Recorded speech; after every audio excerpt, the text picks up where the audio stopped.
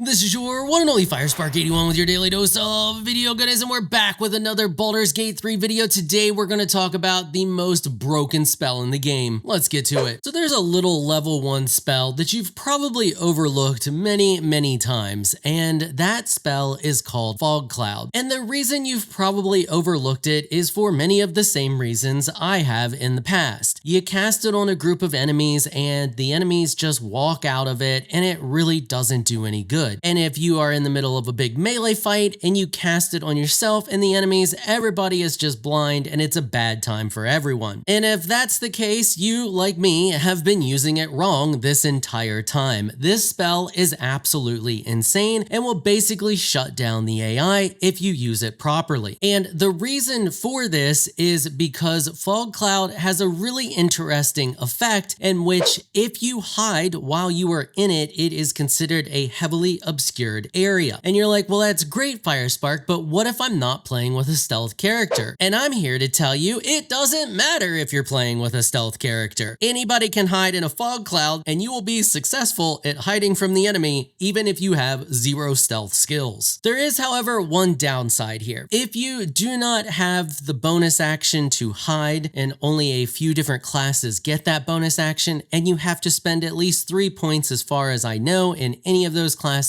in order to get the bonus action to hide, you have to use an action to hide. So that means you're going to need to be hasted, and you'd have to use your hasted secondary action not to attack but to hide if you do not want to waste 3 levels into another class, for example rogue, in order to get the bonus action to hide. This also means that you need to have at least 1 character with the capability to cast Fog Cloud and 2 characters with the capability to twin cast haste, or just constantly chug haste potions, or some crazy combination of all of those things that works in a way where all of your characters can hide after they make an attack, which, to be honest, is a lot easier done than what you would think. Now, it does blind you. And as far as I know, there are only 2 items in the game that give you immunity to blindness. There is a ring called the Eversight Ring, and you can pick this up in Act 2. And then there is a helmet called the Helldusk Helmet, which you can pick up in Act 3. If you know of any other ways that you can become immune to blindness, please let me know down there in the comment section. So to gain full advantage of this spell, it will go something like this. You cast Fog at the beginning of battle, and you move your entire party into the fog and you hide everybody. At this point, the enemy will do absolutely nothing and just skip their turn because they won't be able to see a single person in the party. When it rolls back around to your turn, anybody who is not blind can just attack from inside the fog and then re-hide, and anybody who does get blinded by the fog simply needs to move right to the edge of the fog right outside of its effect, lose the blindness, attack, move back into the fog, and then re-hide. Now, I do realize that trying to do this in every fight may not be worth it and may be a little cumbersome. However, in the more difficult fights that you can find yourself in, this could be an extremely strong tactic to use. What's more, for solo lone wolf style players who usually take a few levels in some type of stealth class anyway, this can be absolutely insanely handy. Not to mention, aside from the ring that you can pick up in Act 2